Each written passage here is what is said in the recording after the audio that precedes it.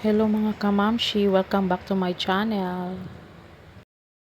So ayan mga kamamshi, ipapakita ko po sa inyo ngayon kung paano magluto ng quick, easy, and delicious food na simple lang na pang-ulam nyo sa hassle nyong oras.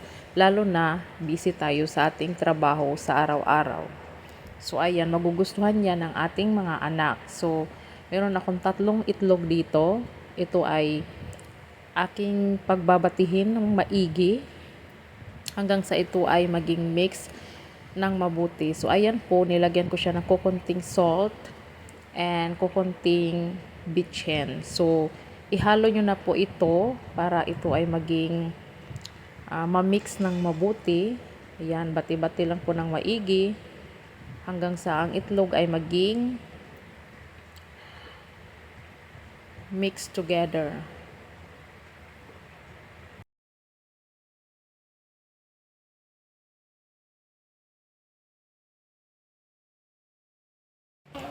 So ayan po, meron po akong sardinas dito at ang gamit ko ay master sardines.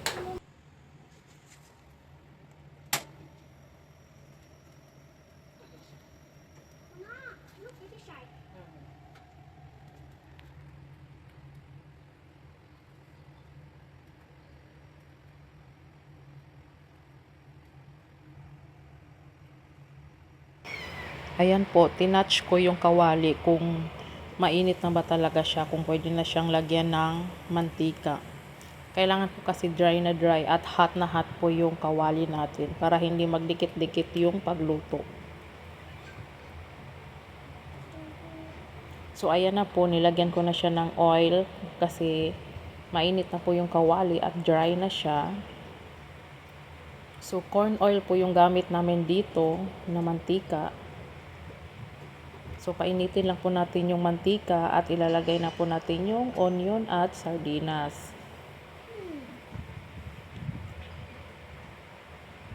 So, ayan po, igigisa ko na po yung onion at medyo igawin lang po natin siyang golden brown, tsaka po natin ilagay sa sunod yung sardines. Igigisa lang po natin siya ng saglit, mga 2 minutes. Ayan, golden brown na siya.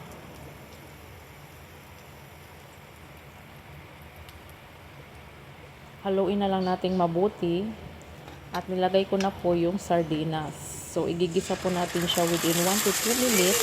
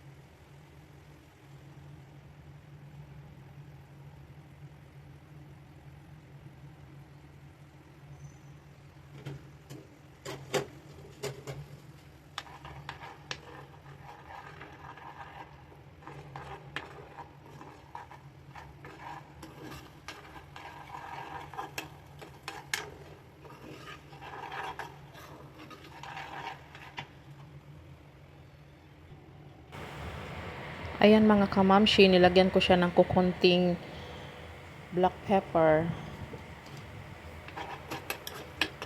at hinalo ng maigi para medyo masarap po yung ating ulam.